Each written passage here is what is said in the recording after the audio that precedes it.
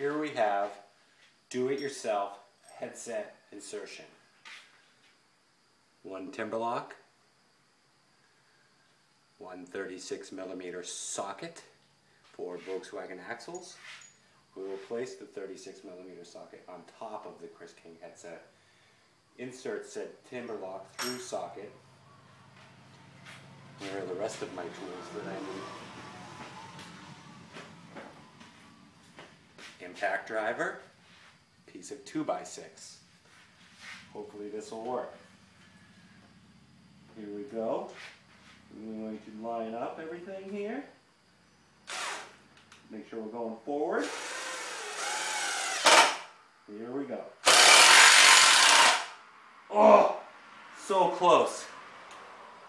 I need a better bite. We'll try one more time. Need some hardwood. Going for it. Oh, another spinner. We're almost there though. Try one more time.